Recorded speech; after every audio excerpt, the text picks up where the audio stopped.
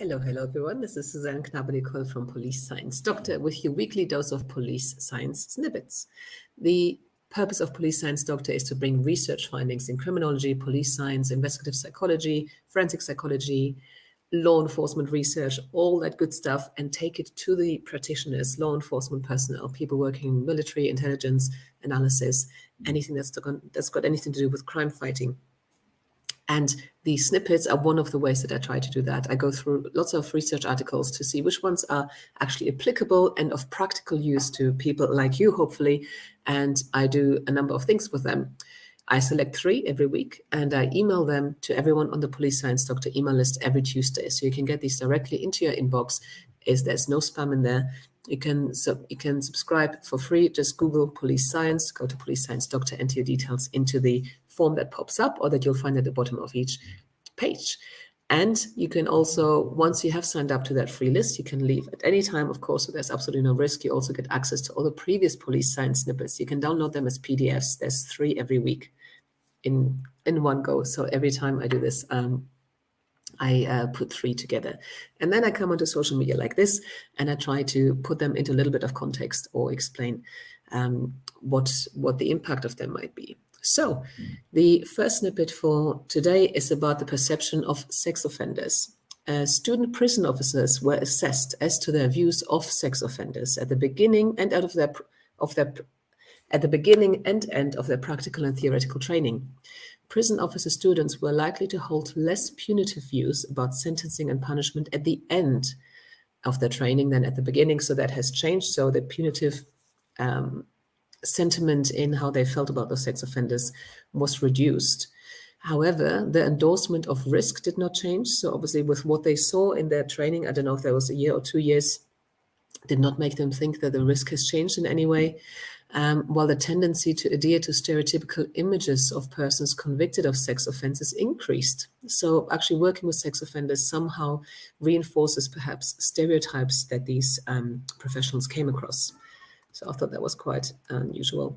The second snippet for this week is about prison visits and behavior of prisoners. Receiving visits in prison is associated with higher probabilities of contraband misconduct, especially when a partner or friend visits. Receiving visits is, however, not significantly associated with aggressive misconduct, but weekly visits from friends increase the likelihood of aggressive misconduct. So receiving visits overall does not increase the risk of aggressiveness in the prisoner, but having weekly visits from friends does.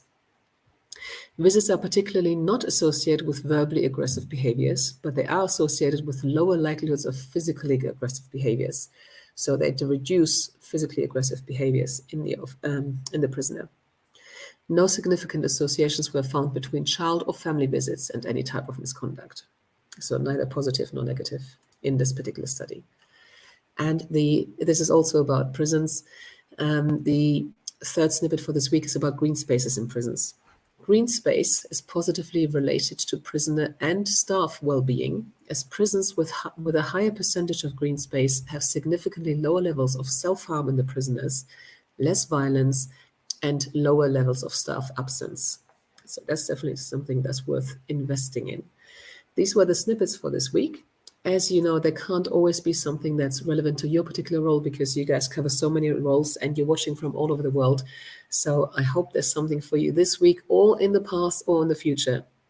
As I said, just browse through a library on the read page of the Police Science Doctor page. So if you go to the website, there's a watch page. You can watch videos, listen where you've got the podcast, which is the audio version of this, and learn where you've got the Police Science Doctor Academy. There's some courses on there that are relevant. And depending on what your role is, and you've got the read page where you can access all the snippets and some transcripts of some videos. So I hope that this was useful to you in some way. If you come across any published research that you think might be suitable for these snippets, then please do send it on to contact@policesciencedr.com and I'll have a look and I'll credit you if you send me something that I end up using in these snippets. Thank you very much for watching and I'll see you next week. Bye-bye. Thank you for watching. I hope you found this content useful. You can get access to each episode's transcript with key learning points, timestamps and references if you get yourself onto my mailing list. Just go to the main website on policesciencedoctor.com and on the bottom of each page you will find a sign-up form for notifications of new content. Just enter your first name, your preferred email address, and the type of organization you work for. You will not get any spam. This is just for me to let you know about new content and for you to get access to all the transcripts.